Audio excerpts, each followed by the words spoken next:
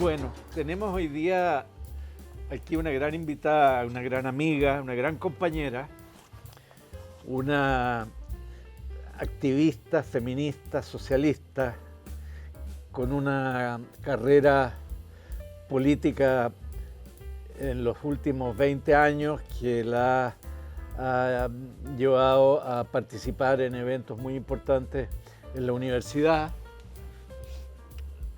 Si no me equivoco, Javiera fue secretaria general del Centro de Alumnos del Centro de Derecho. Sí. Nuestro Centro de Derecho. Nuestro set. En el momento en que fue la toma, Sí, sí. junto con Gabriel Boric. Y bueno, después Javiera fue una constructora de Frente Amplio, de ideas de izquierda. Estuvo participando muy activamente en Comunes, que es uno de los sectores que ha animado la creación del Frente Amplio, y particularmente en el Centro de Pensamiento Nodo 21. Y luego Javiera ingresó al gobierno del presidente Boric y fue ministra de Bienes Nacionales y del Ministerio de Desarrollo Social y Familia, porque así se llama. Así se llama, sí. Bueno, Javiera, muy bienvenida aquí a estos diálogos por la izquierda, con nuestro avión rojo ahí al medio. Para comenzar, ¿cómo fue? Bueno, a ver, primero cuéntame algo sobre por qué yo nunca lo he entendido bien, no he leído todo lo que debería. Hay incluso un libro escrito en contra sobre la toma un minuto sobre eso para... Cada historia ¿Por qué? Fue contra un decano, ¿no es cierto? Que era un señor Nahum. Bueno, sí, la toma del 2009 fue un proceso que además fue bien formativo para nosotros. Me imagino. Como generación, y en la creación también en ese momento éramos estudiantes autónomos en la Facultad de Derecho y en la confluencia con la construcción de izquierda autónoma. Y bueno, sí, fue una toma que una de sus demandas tenía que ver con la salida del decano, pero entrando como más en detalle, quisiera de hecho nosotros, estando en el centro de estudiantes, nosotros resistimos que esa fuese una de las principales demandas de la toma, porque creíamos que era importante también lo programático que estábamos planteando. Y ahí había, y esto lo cuento porque creo que para el ejercicio también de construcción de organización es relevante, con todos los errores que puedan haber y las lecturas que podamos tener hoy día, pero era una movilización muy centrada en obtener mejoras académicas en la facultad. O sea, hablaba de un proyecto de desarrollo institucional, hablaba de temas que tenían que ver con el claustro académico. Era una facultad que tenía muy pocos académicos de jornada completa, cuestiones muy, muy locales, si quieres, pero que tienen mucho que ver sobre cómo se construye universidad, pero también tiene que ver con una reflexión que nosotros hicimos en ese espacio, en ese momento, de cómo construir mayoría en la Facultad de Derecho. Y ahí el tema del conflicto académico tuvo como un rol muy preponderante en nuestra construcción para llegar a ganar el centro de estudiantes, y por eso es de los principales temas en esa movilización. O sea, si uno va como a esos detalles, en ese proceso como de ascenso de esa organización pequeñita que éramos estudiantes autónomos en la facultad, nos planteamos cómo se construye mayoría en una facultad como esta, y al mismo tiempo no con una cosa gremial, sino de construcción de proyectos. Y eso fue un poco el ejercicio, con todos sus bemoles y obviamente historia. Hay para mucho, pero creo que eso fue muy formativo también, más allá de lo más espectacular que es la cabeza de una autoridad. Sí, claro. Me parece una perspectiva muy interesante, porque como ocurre en estos casos, más bien lo publicitario, lo más visible, oculta elementos importantes como el que tú has señalado. Yo me acuerdo que fui, un par de años después me invitaron al centro de alumnos, me invitó y bueno, era un foro me parece. Y a la salida, la presidenta del centro de alumnos se me acercó a agradecerme y yo le dije, ¿cómo se llama usted? Constanza Martínez, me dijo. Entonces, le dije, ¿de qué grupo político pertenece? Yo soy de Arrebol. A mí me pareció lo más exótico el nombre, ¿no? Todo esa confluyó después en el autonomismo y realmente ha sido un fenómeno político de primer orden en la historia de Chile, va a ser considerado así, porque ha cambiado el panorama, ¿no? Anoche escuchaba en la escuela Salvador Allende de Nodo 21 a Víctor Orellana y a Irune hablando sobre el socialismo y realmente me pareció extraordinariamente interesante. Una perspectiva sobre el socialismo, no la voy a repetir aquí porque tienen que ver la intervención, en que Víctor señalaba por qué el Frente Amplio, en relación con los partidos históricos del socialismo, representaba hoy día una variante muy perfilada y muy significativa. Bueno, ¿cómo te pareció tus años en el gobierno, en 2 ministerios? ¿Qué te parecieron? ¿Cómo los sentiste? ¿Cómo los llevaste? Bueno, en muchos niveles, ¿no? Desde lo personal hasta lo que uno logra en términos políticos y también lo que uno puede proyectar para adelante. Son muchos temas, además que me tocó estar en dos ministerios. Pero yo creo que como primero fue una experiencia obviamente muy rica, muy valiosa, pero y de la que en verdad me siento muy orgullosa, con algunas cuestiones que logramos instalar y al mismo tiempo estar en un ministerio, bueno, a ti te habrá pasado lo mismo también, es una frustración permanente de cómo que uno lo ve a nivel de ministro, pero a todo nivel, o sea, llegar al gobierno, ganar la presidencia, detentar el poder, no significa necesariamente detentar el poder, todo el poder en el fondo, material, social, económico. Entonces, como en el día a día uno de repente ve un montón de cosas que son cambios, son cuestiones que uno sabe que sucedieron por lo que nosotros empujamos y eso es muy gratificante, o sea, y hay cuestiones como la creación del Sistema Nacional de Apoyos y Cuidados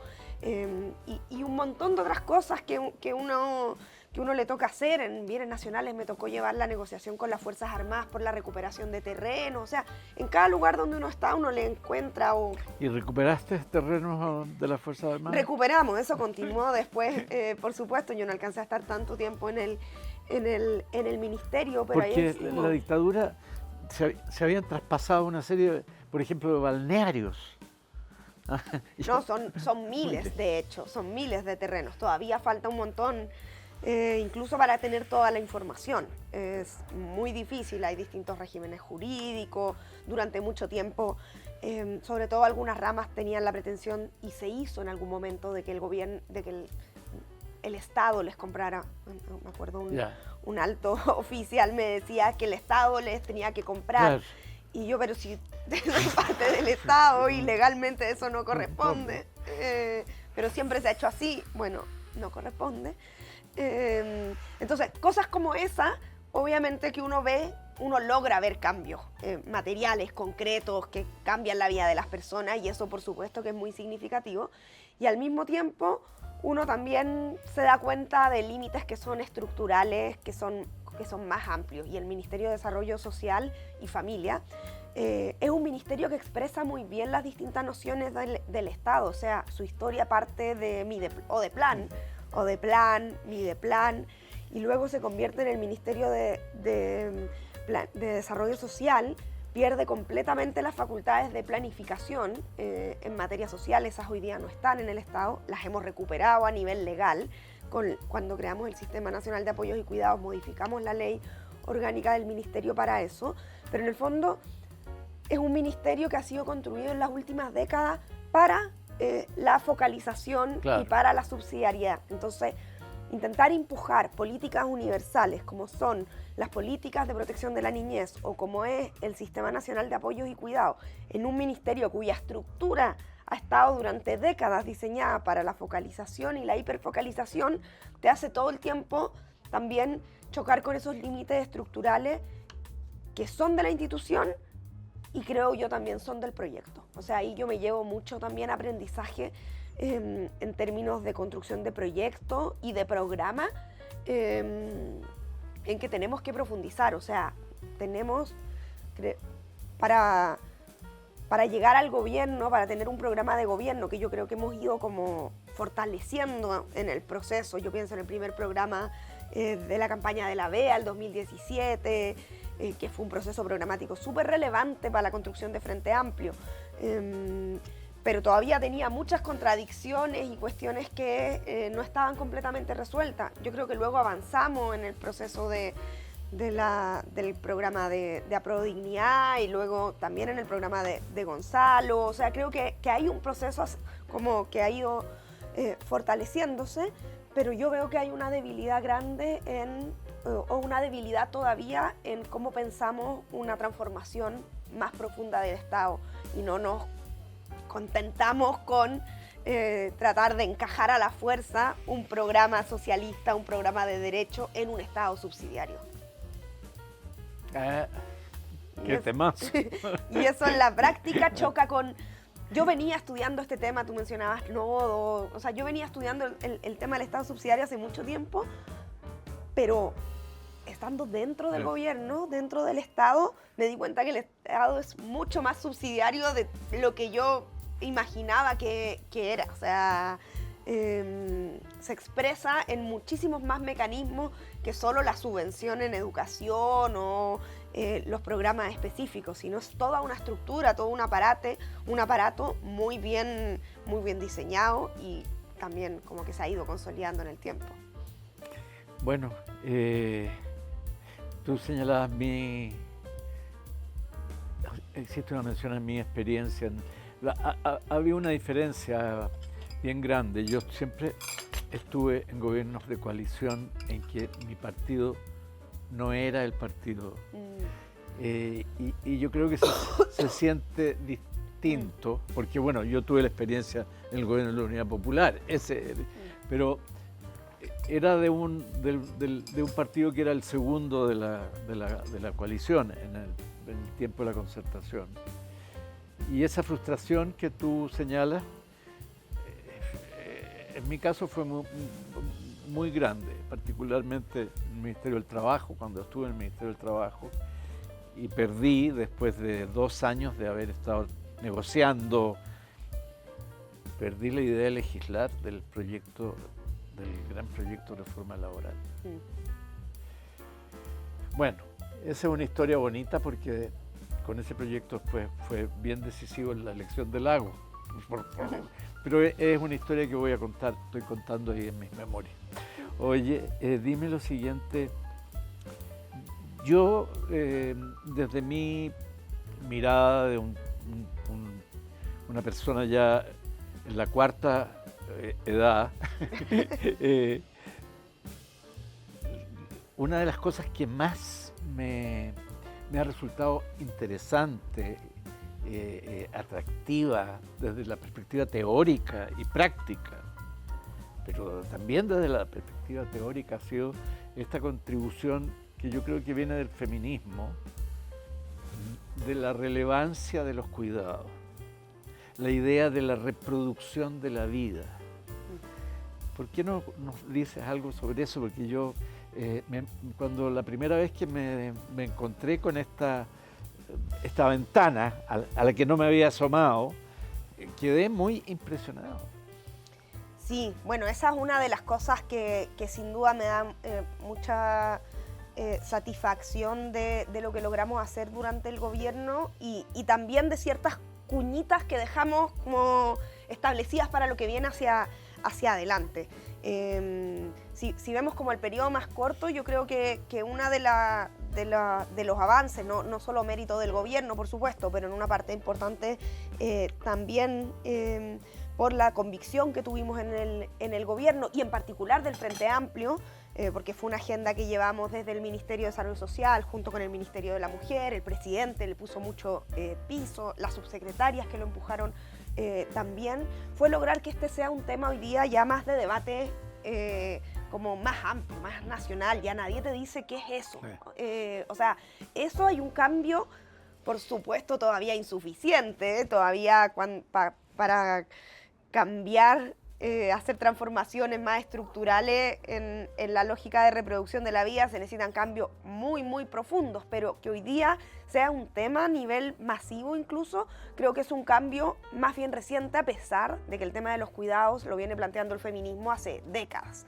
Pero yo creo que lo que ha hecho la diferencia ha sido fundamentalmente, bueno, la organización, sobre todo de las personas cuidadoras, que en Chile tiene como hitos bien importantes desde el 2018, las primeras movilizaciones más amplias, y que creo que post pandemia, con la visibilización que la pandemia le dio al tema de los cuidados, o sea, ya todos lo vimos dentro de nuestra propia casa, como que ya no la podíamos ocultar más, o sea, que en la pandemia la participación laboral de las mujeres haya retrocedido 10 años, siendo Chile un país con baja participación laboral de las mujeres, es muy decidor, porque es muy directo. O sea, nos tuvimos que guardar en la casa, tuvimos que cuidar personas y las mujeres tuvieron que salir de... O sea, todo eso que no es ningún misterio, pero no estaba en el debate público, y hoy día lo está. Y yo creo que eso es un avance de los últimos años, porque además quiero como resaltar mucho el rol de las organizaciones, porque es muy difícil organizarse cuando una persona es cuidadora, cuando una vida depende de ella en la casa. O sea, no hay tiempo para nada muchas veces, para ducharse, menos para organizarse. Y hay muchas organizaciones como muy locales o muy específicas de un problema, las que están asociadas a una localidad, a un municipio, a una organización barrial o a una enfermedad. Las mamás de hijos con esta enfermedad específica, que en el fondo son organizaciones muy en torno a esa necesidad tan concreta. Y convertir eso en una organización con redes nacionales no es fácil. Y creo que eso ha sido como el salto que nos permitió también tener un avance significativo en relativamente poco tiempo en un gobierno, porque nos ayudó mucho. O sea, pudimos no solo tener un programa, o sea, implementar un programa de ampliación de la oferta de cuidados de parte del Estado, que no es que fuese inexistente, por supuesto algo había. O sea, había programas que venían, algunos de los gobiernos de la expresidenta Bachelet. Tenemos, por supuesto, instituciones muy importantes como Senama, como Senadi, tenemos los municipios, o sea, ofertas públicas había, pero muy fragmentada, muy insuficiente, y logramos avances significativos en eso. Logramos avances en reconocimiento, porque creamos una credencial de cuidadora en el registro social de hogares, y ese primer gesto, que es solo de identificación, ya sí fue un paso muy significativo. Más de 250.000 hoy día, y me tocó conocer, o sea, lo que cambia solo que te reconozcan, que es mínimo, pero sin eso no hay nada en el fondo. Y que lográramos legislar una ley. Y para lograr sacar adelante la ley en el Congreso fue súper importante el rol del movimiento y de las cuidadoras que estuvieron ahí permanentemente. Entonces, yo creo que justamente es eso, pero se trata de una transformación muy estructural, porque al final como sin los cuidados, o sea, decir que los cuidados no son un problema privado, no son un problema familiar, sino que son fundamentales para que haya sociedad, para que haya desarrollo económico, significa en el fondo una redistribución del poder, y ahí tenemos que redistribuir esta labor, este trabajo, decir que es un trabajo, en términos de género y en términos sociales. Ahora, es un desafío gigantesco, pero creo que dejamos sentadas ciertas bases para eso, y hay algunos elementos que pusimos en el sistema y que quedaron en la ley, en términos que yo creo que en términos estratégicos son relevantes para el proyecto. Uno, que el derecho al cuidado es un derecho universal, y esto es a contrapelo, por supuesto, de cómo se ha hecho protección social en las últimas décadas. O sea, teníamos, por ejemplo, un programa de cuidados muy importante, que es la Red Local de Apoyos y Cuidados. No lo inventamos nosotros, sino que tenía más de 10 años, pero llegaba a 5.000 hogares. O sea, eso no es nada. Logramos que creciera, no sé, casi 8 veces durante nuestro gobierno. La ley asegura que llegue a todas las comunas y todos los hogares donde hay personas con dependencia severa. Eso es un avance como gigantesco, y aún así insuficiente. Como que es todo el tiempo pero ahí nosotros hicimos un cambio y dijimos, bueno, dado que los recursos son pocos, porque los recursos fueron escasos en este gobierno. Sin duda. Perdimos la reforma tributaria. Eso fue muy doloroso. O sea, para el programa del Ministerio de Desarrollo Social tuvimos que operar con restricciones presupuestarias importantes, y aún así logramos priorizar y aumentar, por ejemplo, los recursos en los programas de cuidado o en los programas de niñez. Pero ya que había que priorizar, tomamos decisiones que no son, que quizás son pequeñitas, pero que uno se da cuenta que no lo hubiera hecho así otro sector político. Dado que había que priorizar a quién llegaban esta ampliación de cobertura, nosotros tomamos una decisión y dijimos, a diferencia de cómo ha sido en general la regla en los programas sociales, esta ampliación de cobertura no se va a definir por la calificación socioeconómica del registro social de hogares, sino que se va a definir por el nivel de dependencia. Entonces, vamos a llegar primero a los hogares donde hay personas con dependencia severa, sin importar la calificación socioeconómica. Por supuesto, eso te deja miles de hogares con personas con dependencia moderada, lo que todavía no alcanzamos a llegar.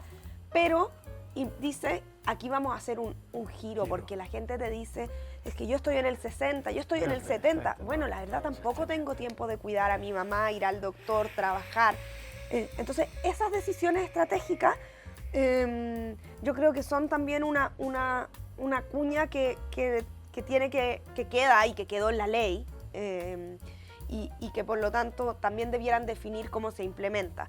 Y lo otro que mencionaba al principio, la otra gran decisión, yo creo, estratégica, que es recuperar la facultad de planificación del Ministerio de Desarrollo Social sobre la política social. Y ahí hicimos un cambio en la ley orgánica del Ministerio, incorporamos esta facultad y señalamos que la Secretaría Ejecutiva del Sistema de Cuidados tiene que planificar, que es algo que no se ha hecho. Ahora, todo esto depende mucho de su implementación, por supuesto, pero como nos la jugamos con esas definiciones que yo creo que para eso fue muy importante el rol del Frente Amplio.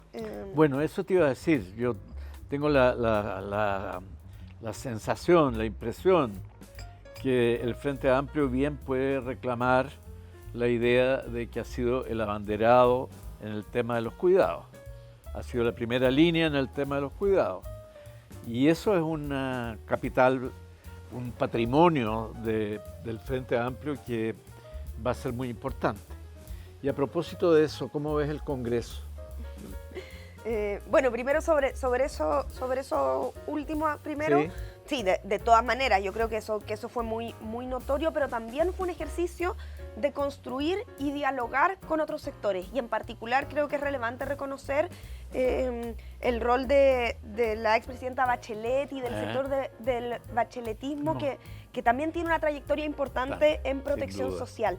Y nosotros ahí hubo tensiones, pero creo que logramos tener también una buena conversación y un buen diálogo, en el sentido de que nosotros tomamos cuestiones que vienen de ahí, y el sistema reconoce elementos que vienen de ahí, por ejemplo, o sea, lo que se hizo con Chile Crece Contigo o algunos de estos programas que nosotros continuamos, expresan que hay una parte de continuidad, pero también dijimos, eso es muy importante que se avanzó en protección social y en cuidados en gobiernos anteriores, siempre chocó con esta perspectiva hiperfocalizada. Entonces, también le incorporamos este componente que es más propio, pero hubo un muy buen diálogo y honesto también en torno a eso.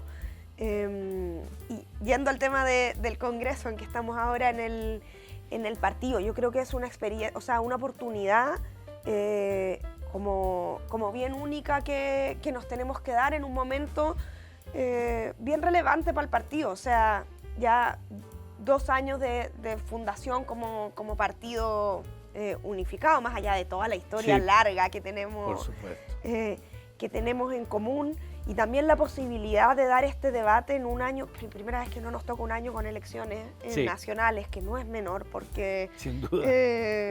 También fue un factor 4 años de elecciones permanentes. Nos permite pensar también con un poco de perspectivas más allá de la coyuntura sobre lo que es el proyecto del Frente Amplio, qué es lo que le ofrece a Chile. Yo creo que eso requiere balance de lo que hemos hecho y también, por supuesto, como poder plantearnos cuáles son los desafíos, los vacíos, los déficits que todavía tenemos. Yo creo mucho en el partido, creo que es un partido con mucho potencial, me gusta lo que estamos haciendo, pero por supuesto siempre también con una mirada como crítica y aguda de qué es lo que todavía no logramos, porque sin duda, si algo está claro, es que no hemos logrado consolidar todavía una mayoría social a favor de las transformaciones y por supuesto que es ineludible el escenario de los resultados electorales recientes, el escenario global que nos obligan a no seguir, o sea, no se trata de volver a repetir e insistir con lo mismo, sino también preguntarnos cómo no, con todas las cosas que son avances, que yo creo que es importante valorar y defender y reivindicar, cómo no logramos todavía construir una adhesión más amplia a un proyecto de transformaciones, porque a mí una cosa que me parece que hay que, por ejemplo, mirar es que si uno, por ejemplo, en las encuestas o en general en las conversaciones, si uno le pregunta a las personas una a una por las transformaciones que hizo el gobierno del Frente Amplio, los avances que significaron las 40 horas, el sueldo mínimo, el sistema de cuidado, o sea, cada una de las medidas, sobre todo las sociales del gobierno, son bien valoradas y aún así no logran constituir una adhesión a un proyecto y eso yo creo que nos interpela con el desafío más de largo plazo. Mira, yo comparto absolutamente esa adhesión que tú sientes por el Frente Amplio como proyecto. Yo tengo mis esperanzas depositadas en el Frente Amplio. Yo creo que es el espacio político que en Chile hoy día tiene la potencialidad para generar en un plazo que es largo, que no es breve, pero para generar un movimiento de izquierda, una fuerza de izquierda que efectivamente lleve adelante las tareas inconclusas de la izquierda del siglo XX. Así que mi total coincidencia con eso. Yo digo, es el Frente Amplio del jardín donde van a crecer las flores que yo quiero que crezcan.